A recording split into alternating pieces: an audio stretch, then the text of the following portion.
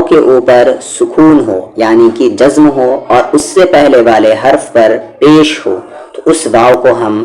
واو مدہ کہتے ہیں، یعنی کہ ویسی واو جسے ہم سامنے تھوڑا کھینچ کر پڑھیں گے، یعنی کہ او پیش کے ساؤنڈ او اور واو مدہ کے ساؤنڈ او، پیش سے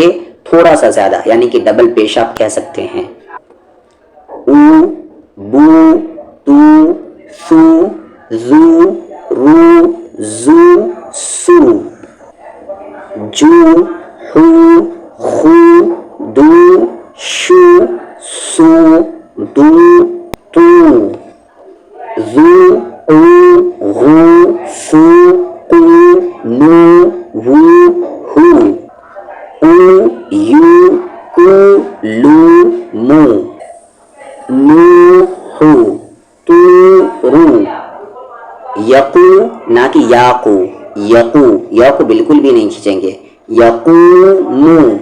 تکو نہ کہ تاکو، تکونو، داخرو نہ کہ خیرو، خیرو، داخرون، سبقو نہ کہ سابا، سبقو، سا اور با کو بالکل بھی نہیں کھینچیں گے کیونکہ اس پہ حرکات ہے، سبقونا، نورو، یوحی، ہارون، قارون، باسطو، ستو نہ کہ سیتو، باسطون، راجعو، جعو، راجعون، جمع، طاغوت، قتلت، رشید، حاول، عرف، محی،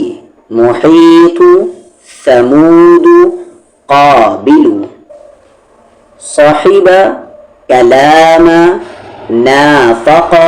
یقو، یقول، جبل، امرت۔ اگر پڑھنے میں ذرا سی بھی دقت محسوس ہو رہی ہے تو بار بار پریکٹس کریں، اگر 100 مرتبہ بھی پریکٹس کرنے کی ضرورت پڑے تو آپ کو کرنی ہے، اور اتنی پریکٹس ہو جائے کہ جیسے میں پڑھ رہا ہوں دیکھ کر ایگزیکٹلی ہو بہو ویسے ہی آپ کو پڑھنا ہے، بنا اٹکے ہوئے، بنا سوچے ہوئے، دیکھا اور پڑھ دیا، اور اس کے لیے practice bar bar, again and again, bar bar repeat کرتے رہیں، خود آ جائیں گے۔